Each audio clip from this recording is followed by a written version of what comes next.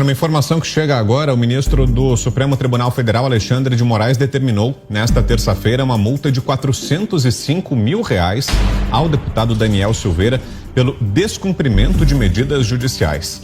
Na decisão, Moraes ainda manteve todas as restrições já impostas ao parlamentar, incluindo o uso da tornozeleira eletrônica.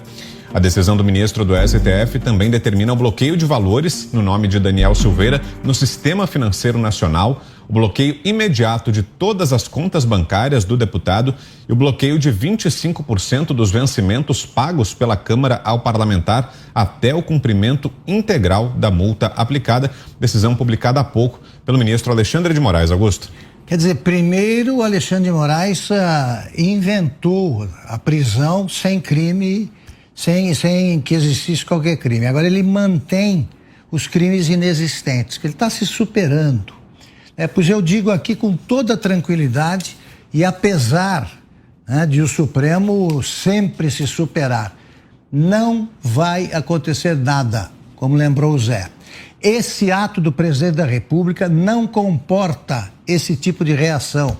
Não será cumprido, como vem repetindo o presidente Bolsonaro. E será cumprido porque é constitucional. E nem o Alexandre de Moraes pode tudo. Não pode. Não houve crime. Não há crime. E, além disso, há o indulto individual. No momento em que foi publicado o decreto, o crime desapareceu. Aliás, não existia.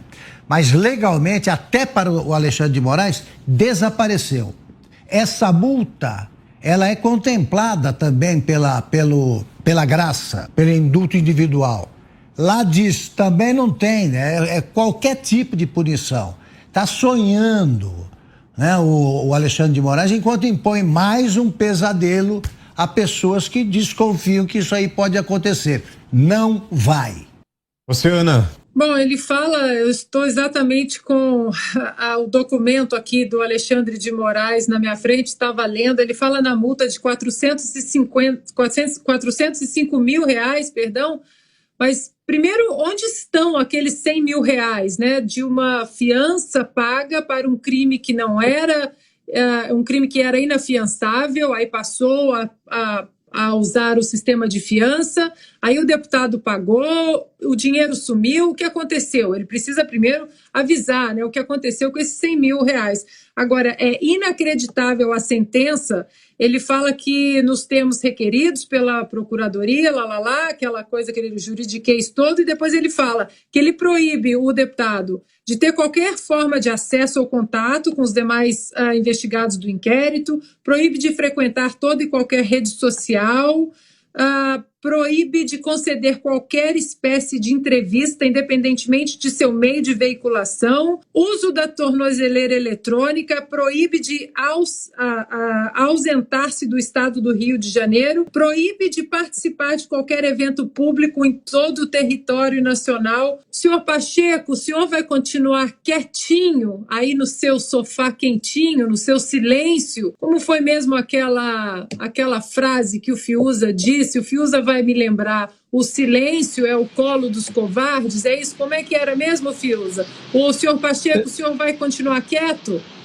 É algo assim, Ana, é algo assim, e eu ia justamente falar do senador Rodrigo Pacheco, porque você veja, né? No mesmo momento em que o presidente do Senado vai ao Supremo Tribunal Federal dizer que, na opinião dele, esse instituto, esse instrumento da graça, usado pelo presidente da República legalmente, é imperfeito, ele vem dizer que isso precisa ser reformulado, aí aparece o ministro Alexandre de Moraes agindo como se ele já fosse, a imperfeição já fosse dada e, evidentemente, ultrapassando, ignorando e atropelando o que traz hoje a graça. Com essa decisão, salvo engano, a gente vai ouvir os especialistas, mas essa decisão, com ela, o ministro Alexandre de Moraes está ignorando a decisão tomada pelo presidente da República. O ministro Alexandre de Moraes, na prática, ele está fazendo aquilo que o senador Rodrigo Pacheco disse que deve ser feito adiante e sem efeito pretérito.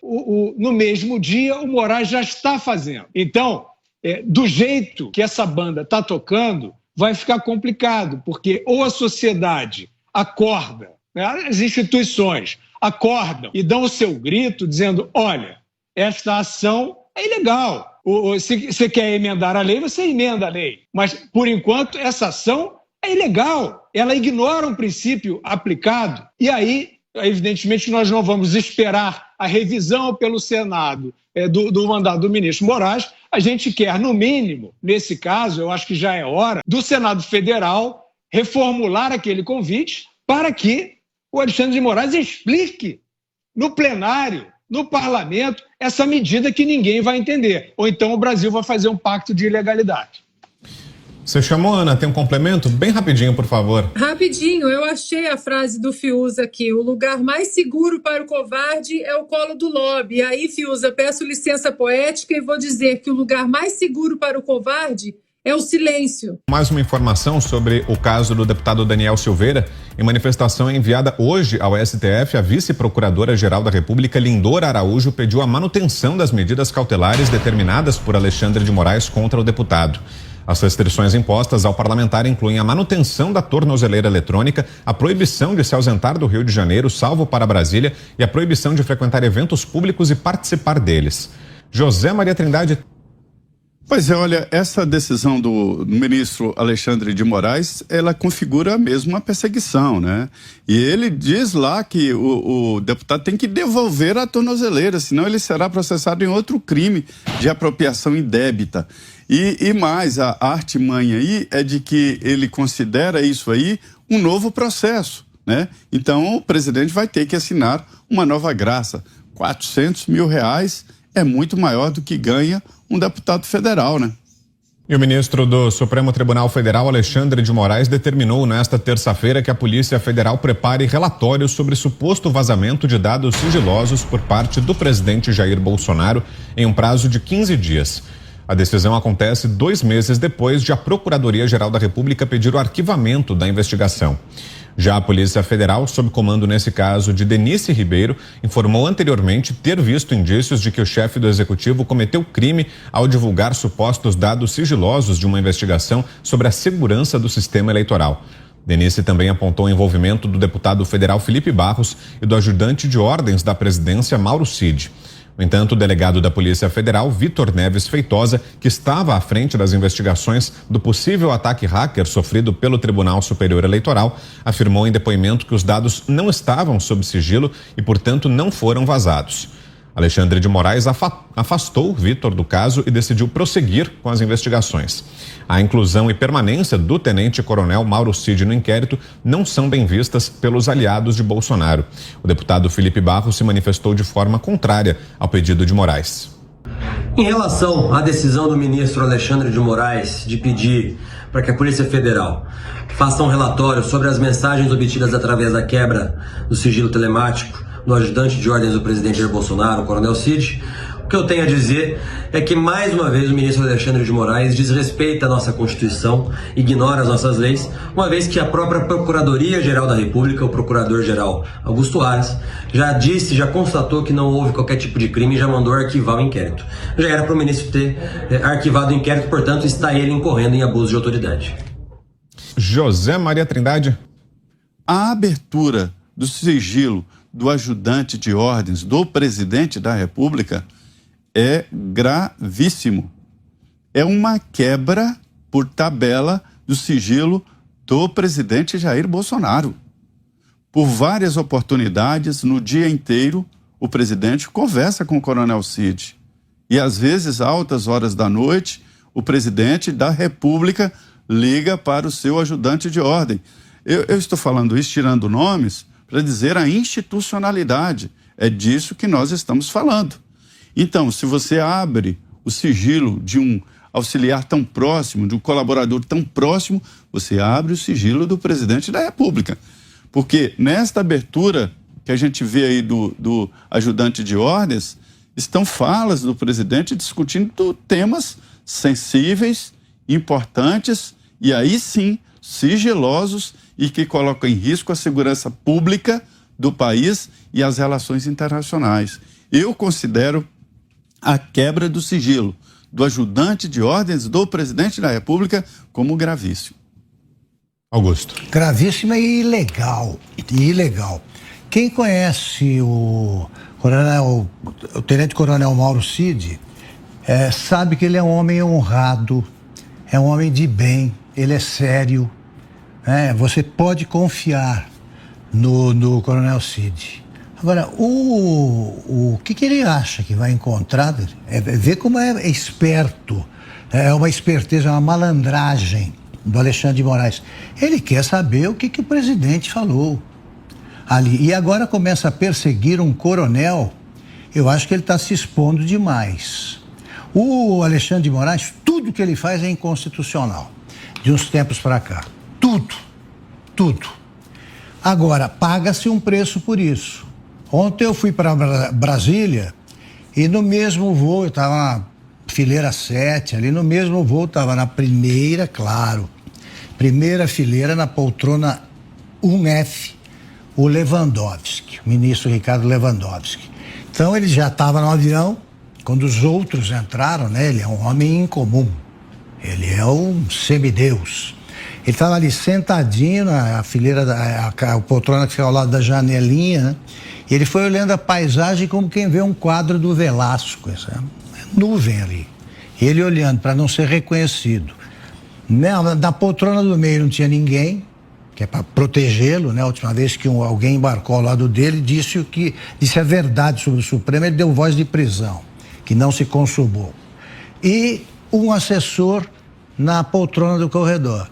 Então é um homem com medo de se expor. Agora, se ele está defendendo a democracia, se ele está impedindo que existam atos antidemocráticos, manifestações ilegais, ou que querem acabar com o Estado de Direito, por que ele não se expõe no corredor para ser aplaudido pelos demais passageiros? Ele não quer ser visto. Alguém aí lembra de ter visto os últimos 2 anos andando por uma rua o Alexandre de Moraes? Não viram, ninguém viu, nem verão, nem veremos. Por quê? Porque ele sabe que o que está fazendo é inconstitucional e sabe que o povo não pode ser tratado como um bando de cretinos, porque não é. Então, as ilegalidades sucessivas se destinam a quê? A impedir que o presidente Bolsonaro seja candidato. Você, Fiuza? Olha, começar pelo fim. O Alexandre de Moraes está fazendo campanha para o Bolsonaro. É só você olhar, dá uma olhada geral, não precisa nem fazer uma reportagem investigativa, não. Dá uma olhada geral no que aconteceu no 1º de maio.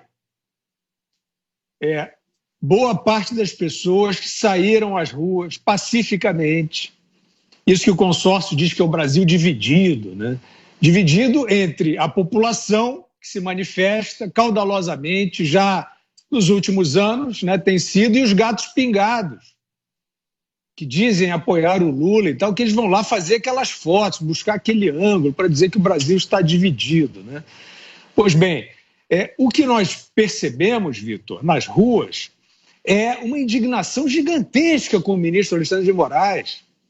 Eu não estou aqui criando uma interpretação, não. O Alexandre de Moraes hoje é um personagem que o Brasil inteiro conhece, e o que nós vimos nas manifestações, que, volto a dizer, são pacíficas, não são manifestações de arreganhos, de ameaças e nem de insultos. São manifestações de repúdio ao que uma imensa parte da sociedade, essa que se manifesta, essa que é visível, que tem uma outra que você nem sabe, está na pesquisa de intenção de voto, né, que aparece aí de repente, está numa manchete, mas você não sabe onde está fisicamente, nunca sabe, né? Então, a cada ação dessa do ministro Alexandre de Moraes, que é um ministro do Supremo que resolveu atropelar ostensivamente, eu acho que ele chegou a essa conclusão, ele falou assim, eu vou aqui com mão de ferro, eu vou passar por cima. Porque quem manda prorrogar, né, quem estica uma investigação contra o presidente da República, em anos de eleição presidencial, esse presidente sendo, evidentemente, candidato à reeleição.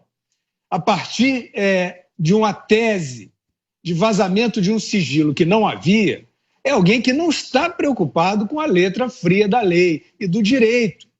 Ele está fazendo o que quer. E onde é que está o lastro, né, para que o atropelo que o ministro Alexandre de Moraes resolveu fazer? Está no consórcio, nas manchetes que tratam ele como um justiceiro contra o fascismo, inventaram essa história. Está no Congresso, nós acabamos de ver o presidente do Congresso Nacional em reunião com o presidente do STF, sem a presença do Poder Executivo, são dois poderes, não é isso? E, evidentemente, que o que nós vemos no restante da sociedade, que não desistiu da democracia, que não desistiu da lei, é um repúdio a isso, porque vê uma ação fora das quatro linhas, isso é dentro ou fora? É fora, né? Se você deixa de observar a lei, se você deixa de observar, né, a própria constatação da Polícia Federal e do Ministério Público, e você, por um ato de vontade, continua mandando investigar o presidente, você está fazendo política contra o presidente fora das quatro linhas. Aí a população vê, a população não quer que seja uma eleição nebulosa. E quem presidirá essa eleição, quem presidirá o Tribunal Superior Eleitoral na eleição, é esse mesmo ministro Alexandre de Moraes. Então é claro que ele se tornou uma figura popular, no mau sentido, entre aqueles que querem uma eleição limpa, que querem que as instituições continuem atuando e os seus representantes dentro das quatro linhas, e que estão achando que isso está desviante, não da parte do presidente da República, que vai levando todo esse, como é que se diz, todo esse handicap. Todo mundo que vê um ministro da Suprema Corte agindo dessa maneira e acha que essa maneira não é legal, vai evidentemente correr, porque quer liberdade, porque quer legalidade, àquele que ele está perseguindo, que hoje é o presidente da República. Você, Ana, temos 3 minutos. Bom, é inacreditável, né? Essas ilegalidades, elas seguem e o presidente do Senado continua calado. Quer dizer, calado não, fala em democracia, em toda aquela retórica ali, platitudes, mas isso aí que ele deveria se debruçar, essas inconstitucionalidades por parte desses ministros, nada, não há um pio. O pio que há entre Rodrigo Pacheco e ministro do STF é a portas fechadas, é escondido do público, depois ele tranca as redes sociais. Então, diante disso tudo que nós estamos vendo, senhor Rodrigo Pacheco, não é possível que o senhor não tenha absolutamente nada para falar.